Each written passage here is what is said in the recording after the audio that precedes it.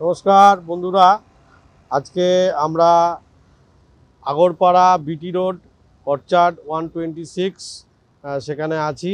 এখানে আমরা রিসেন্টলি একটা 2 বিএইচকে ফ্ল্যাটের ইন্টেরিয়ার ডেকোরেশনের কাজ কমপ্লিট করেছি। সেইটা আজকে আপনাদেরকে দেখাবো, আপনারা সঙ্গে থাকুন।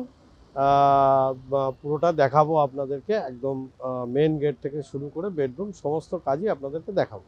এই 2 বিএইচকে আমাদের যে ক্লায়েন্ট ছিলেন, ওনার মেন একটা রিকোয়ারমেন্ট ছিল যে আউটসাইডে যে এন্ট্রান্সের যে দরজাটা সেটা যেন ইউনিক একটা লুকস হয়। এটা ওনার যে কলোনি তার মধ্যে যেন ইউনিক হয় এবং সচরাচর ইন্টারনেটে যে দেখা যায় না এরকম একটা ডিজাইন চেয়েছিলেন। তো আমরা সেই জন্য এটাকে প্যানেলিং করে একটা ভিনিয়ারের উপরে জালি কাঠের কাজ করে এইটা দিয়েছি।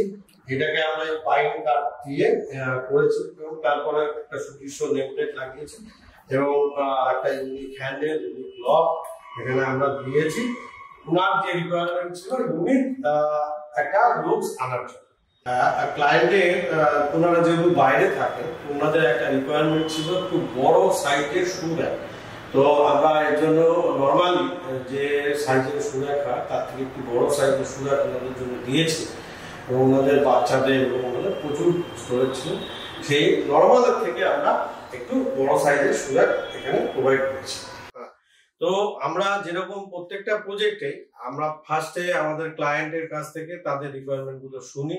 এখানেও আমার যিনি ক্লায়েন্ট ছিলেন ওনার মেইনলি রিকোয়ারমেন্ট ছিল যে বেশ কিছু শোপিস ওনাদের রাখার ব্যাপার আছে, ডিসপ্লে করার ব্যাপার আছে এবং সাফিসিয়েন্ট স্টোরেজ।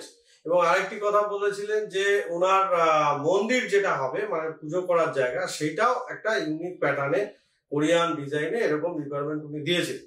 তো আমরা আমাদের যে 3D ডিজাইনটা ফার্স্ট প্রপোজাল দিয়েছিলাম ওনাদেরকে, সেটাও সেইভাবেই দিয়েছিলাম এবং তারপরে ক্লায়েন্টের সাথে বিভিন্ন সময় কথাবার্তা বলে তাদের পছন্দ অনুযায়ী আমরা পরিবর্তন করে ফাইনাল রূপটা দিয়েছি। এবার আপনারা দেখুন যে আমরা ঠিক কিরকম ক্লায়েন্টের কিরকম রিকোয়ারমেন্ট ছিল এবং কিরকম কাজটা এখানে করেছি।